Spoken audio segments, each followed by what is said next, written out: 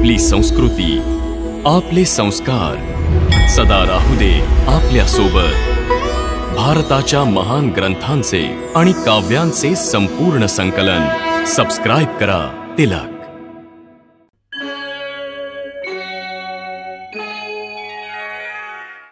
याचा अर्थ केशव, आसक्ती सर्वनाशाचं मूळ आहे। हो अर्जुना, म्हणूनच तर मी तुला निरासक्त होण्यास सांगतोय, स्थितप्रज्ञ होण्यास सांगतोय। कारण स्थितप्रज्ञाची स्थिती निष्काम कर्मयोगाची अंतिम अवस्था आहे। हे केशव, कृपया स्थितप्रज्ञाचं एखाद्या समजेल असं उदाहरण दे मला। हे अर्जुना, विशाल आणि अथांग सागराचा स्वभाव स्थितप्रज्ञ मनुष्यासारखाच असतो। पार्था, नदीमध्ये जर अतिरिक्त पाणी आलं तर त्या नदीला पूर आलाय असं म्हणतात। तिचा तुफानी प्रवाह किनारे तोडून चहू बाजूंना हाहाकार माजवतो।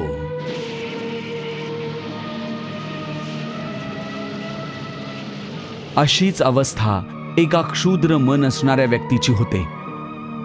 थोडंसं धन, थोडीशी सफलता त्याला पचवता येत नाही आणि धन आणि सफलतेच्या नशेत धुंद तो मर्यादा सोडून एका क्षुद्र माणसासारखा वागायला लागतो।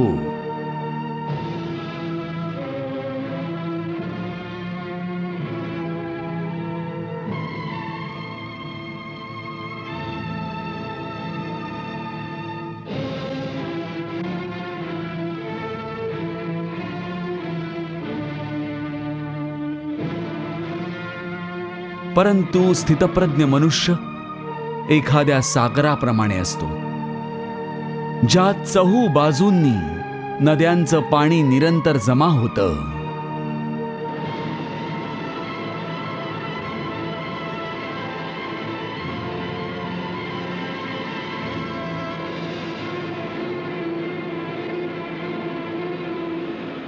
परंतु सागर तो सर्वदा शांतच असतो। नद्यांचं पाणी त्याच्या खोल गर्भात लुप्त होऊन जातं, पण सागर कधीही त्याचे किनारे तोडत नाही। त्याच्या अंतरंगातली पाण्याची पातळी कायम राहते। हीच स्थितप्रज्ञाची अवस्था असते।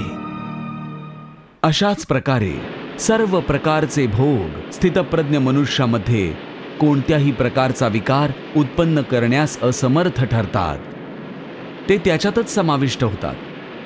अर्थात स्थितप्रज्ञ मनुष्य समस्त भोगांना उपभोगत असताना देखील आसक्तीपासून मुक्त राहतो। पार्था, अशा स्थितप्रज्ञाला परमशांती प्राप्त होते। अशी स्थितप्रज्ञ माणसंच जगताचं कल्याण करतात, लोककल्याण करतात। सामान्य मनुष्य तर भोग वस्तूंच्या मागे धावताना स्वतःची जीवनयात्रा संपवून टाकतो, परंतु स्थितप्रज्ञ मनुष्याची जीवनयात्रा जनकल्याणाचा उद्देश बाळगून असते।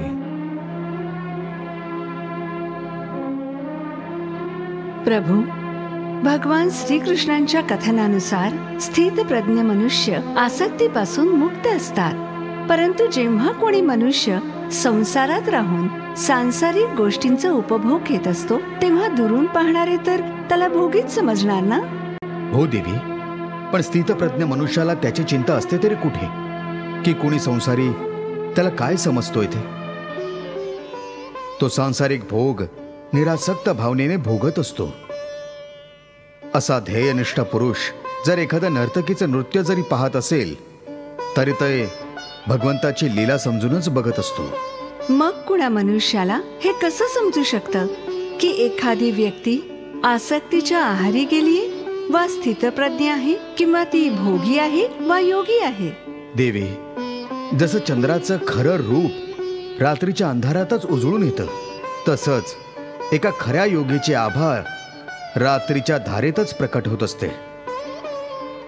कारण ज्यावेळी सर्व जग झोपलेलं असतं त्यावेळी त्या योगीच्या हृदयात ज्ञानाचा दीप उजळून माझ्या भक्तीची साधना चालू असते।